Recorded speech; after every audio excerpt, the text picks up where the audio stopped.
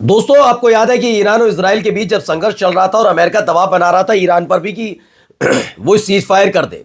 उस दौरान ईरान जब बात नहीं माना तो उन्होंने एक बात कही थी। तब डोनाल्ड ट्रंप का बयान था जिसमें उन्होंने कहा था कि उन्हें पता है कि खामेनेई साहब कहां है, उनकी लोकेशन पता है। यानी सीधे सीधे धमकी दी जा रही थी कि आयतुल्लाह खामेनेई जो है वो टारगेट पर है अमेरिका के।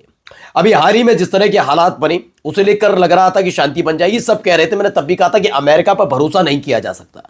दरअसल साउथ चाइना सी से अमेरिका ने अपने एयरक्राफ्ट कैरियर लिंकन को भेजा जो अगले 3-4 दिनों के भीतर पहुंच जाएगी। कहां पर? मिडिल ईस्ट में। इसे लेकर फिर से आयतुल्लाह खामेनेई को लेकर धमकी दी जा रही है। लेकिन जैसे ही धमकी सामने आई, ईरान ने एक ऐसा धमाका कर दिया जिससे अमेरिका अंदर तक हिल गया।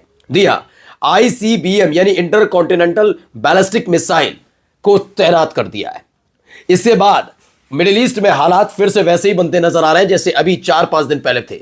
अभी लग रहा था कि सामान्य स्थिति हो जाएगी, लेकिन अब सामान्य होती हुई नजर नहीं आ रही। ईरान ने खुल्लम खुल्ला आईसीबीएम तैनात करके यह कह दिया है कि एक छोटी सी गलती और एक बहुत बड़ा युद्ध होगा। हम बर्बाद हो तो हो, लेकिन तुम्हें नहीं छोड़ेंगे। नमस्कार, मैं हूं प्रज्वल गौतम और आप देख रहे हैं टाइम्स एक्सप्रेस।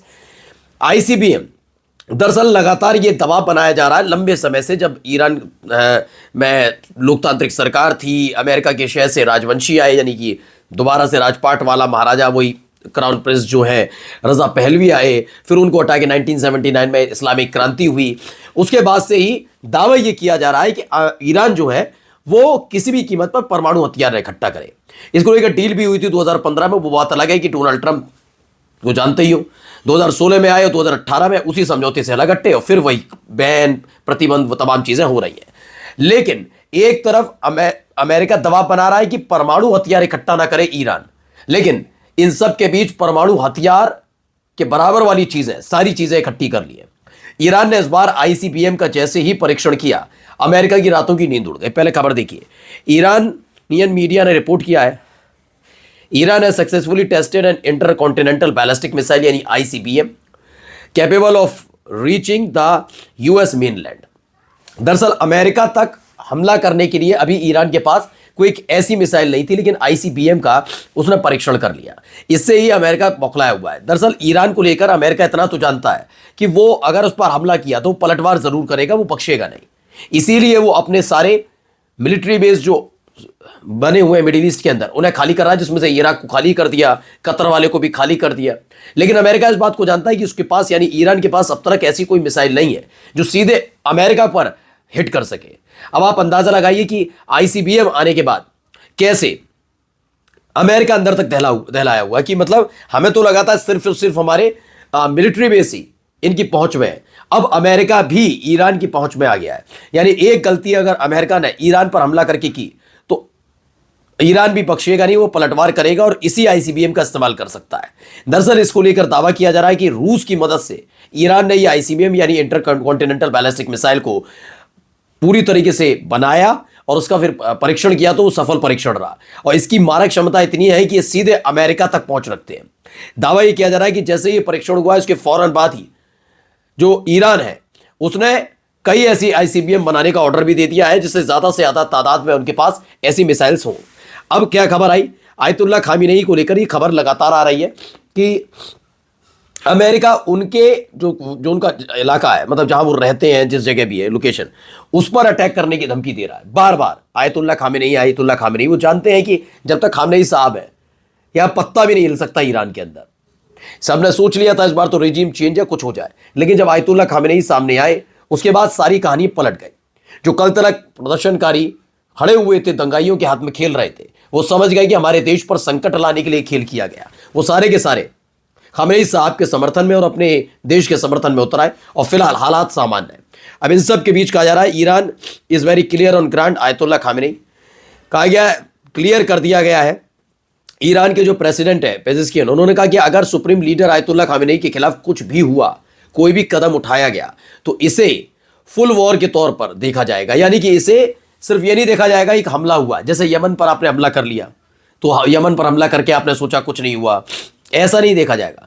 इसे सीधे सीधे युद्ध के तौर पर देखा जाएगा और फिर जो बन पड़ेगा हम करेंगे।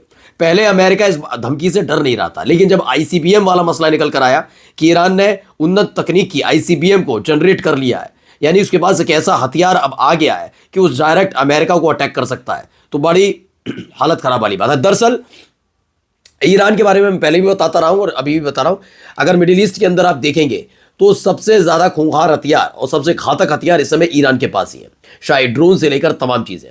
लेकिन मैंने जैसा बताया कि ईरान के पास अब तक ऐसी कोई मिसाइल नहीं थी जो सीधे अमेरिका तक पहुंच रखती हो। इसीलिए अमेरिका बार बार ईरान को धमकी तो देता रहा, लेकिन धमकी देने के साथ साथ वो इस बात को जानता था कि चाहकर भी क्या कर लेंगे। आसपास के मिडिल ईस्ट के अंदर जो बने हुए इसके मिलिट्री बेस है उस पर हमला करेंगे, उस पर भी हमला नहीं कर सकता, लेकिन कतर पर हमला करके बता दिया कि अगर तुम हमारे पर हमला करोगे हम छोड़ेंगे नहीं। तब भी अमेरिका संतुष्ट था कि कम से कम इन तमाम देशों में बने मिलिट्री बेस पर ही हमला होगा, अमेरिका पर नहीं।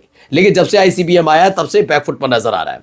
अच्छा, इन सब के बीच एक खबर आई कि कुछ ऐसे हथियारों का इस्तेमाल हो रहा था। देखिए, IRIB की खबर है, बेतहाशा ये हथियार बरामद वहां से हुए। कौन कौन से हथियार हैं आप देख सकते हैं। ये हथियार बरामद हुए हैं। तबरेज प्रोविजन है। दरअसल ये बताया गया पहलविस्ट यानी कि रजा पहलवी का एक गुट है जो ईरान में काम करता है। जो पहलवी गुट है उसको ये हथियार मुहैया कराए जाते हैं इजराइल की तरफ से। ये तबरेज प्रांत जो है वहां से बरामद हुए हैं। वहां पर सुरक्षा बलों ने छापा मारा और एक भारी तादाद में हथियार बरामद हुए जिससे दोबारा दंगे को भड़काया जा सके। और इसका मेन मोटिव ये था कि कैसे भी खामेनी साहब को अपने निशाने पर, अपने टारगेट पर लाया जाए, जिससे अमेरिका हाथ झाड़ लेगा कि हमारा इससे कोई लेना देना नहीं। जबकि खबर यह है कि इन लोगों तक ये सारी चीजें इजराइल ने पहुंचाई हैं। इजराइल ने जैसे ये वेपन्स पहुंचाए और ये धर दबोचे गए, इजराइल भी थोड़ा सदमे में है कि सारी चीजें खुल कैसे गई। अब अमेरिका भी थोड़ा डरा हुआ सहमा हुआ है, क्योंकि खबर क्या निकल कर आ रही थी, ये वाली खबर कि जो उनका यूएस का, अमेरिका का एयरक्राफ्ट कैरियर है लिंकन, वो तेज रफ्तार से बढ़ रहा है, मिडिल ईस्ट में पहुंच जाएगा 5 दिन में। ये दावा था, जिसमें F-15 फाइटर जेट भी तैनात है जिनका इस्तेमाल ईरान पर हमले के लिए किया जा सकता है। और इन सब के बीच बार बार आयतुल्ला खामेनेई का लोकेशन मिल गया। ये बार बार खामेनेई साहब को लेकर जो दावे किए जा रहे थे उसको लेकर ये माना जा रहा है कि इसी का इस्तेमाल किया जाना था कि अगर अटैक हुआ तो अमेरिका पर नहीं होगा, उनके युद्धपोत पर होगा, उसमें बाद में देख लिया जाएगा।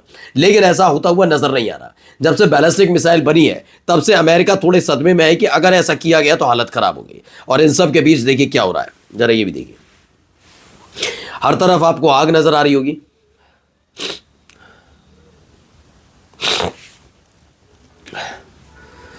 हर तरफ आग ही आग नजर आ रही है। ये देखिए, दूसरी तरफ भी देखिए कितनी बेतहाशा आग, दूसरे वीडियो में भी देख सकते हैं।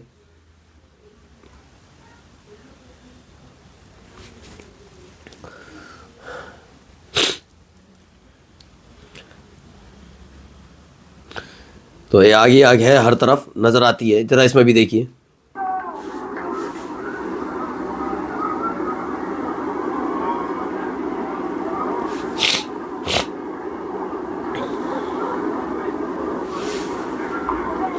एक और वीडियो देखिए,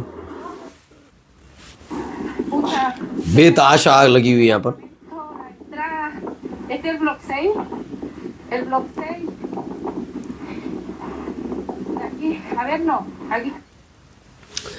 दावा है कि बहुत भारी आग लगी है, पेनको है चिली में।